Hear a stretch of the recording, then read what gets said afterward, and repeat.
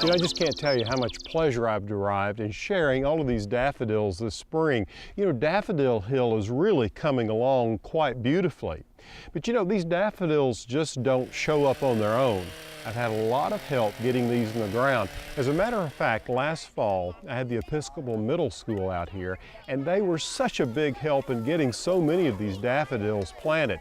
You see, it was in the late fall, around 1st of November, and we planted, I don't know, that day, probably 4,000 or 5,000 bulbs. I watch my dad and my mom garden, but I don't really garden.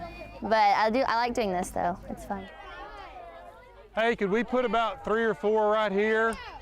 See here, could we get about 3 or 4 right here? I heard a kid over there say, I really did not know that. I mean, you were throwing examples and facts out very quickly for them. I think they were learning a ton. And I heard one teacher say, for sure, a couple of facts will be on some exams next week. So well, they were all threatened with a quiz after this is over, so hopefully they were paying attention. I think they are. Well, there's so many lessons that you can learn from hands-on work, don't you think? Oh my gosh, and yes, I think they're doing that right now, but our kids kind of play around in the dirt, and this is just a huge scale, and to get to see this from an early stage, it's just amazing. I think the cycles are important. They'll be back in the spring to pick the daffodils and sell them to raise money. Yes, I did hear though, one of them said, I sure like picking more than planting.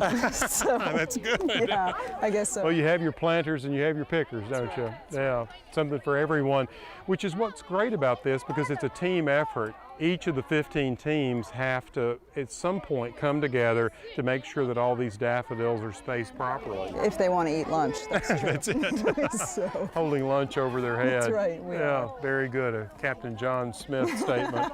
No work, no eat. That's right. Oh, it is so beautiful out here, though. Thank you so much for doing well, this. Well, thanks for for being here. It's a great pleasure. It's cool though to see like each part of the process because you start out like with planting and then you see what they look like when they're done. They planted them with trowels, but you see, first we worked the ground up. We used a turning plow, turned the soil, and then we tilled it. That made it soft and easy for them to dig in. And then they took the trowels and buried the bulbs. See, the bulbs were planted about 10 inches apart and about 8 inches deep.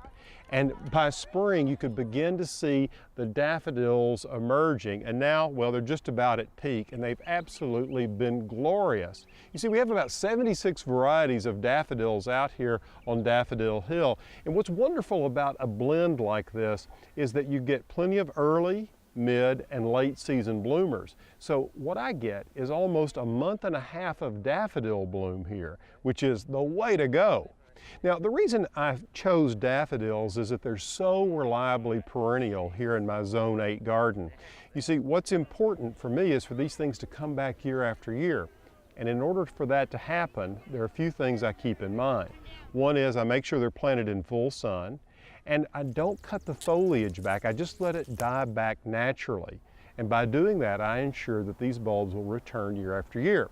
So you may ask, Alan, why don't you plant tulips out here with the same amount of passion? Well, you see, tulips in this zone aren't reliably perennial. They're not going to come back year after year because it gets so warm so early in the season, the foliage burns back and it doesn't have enough time to reinvigorate that bulb so we can be guaranteed a bloom for next year.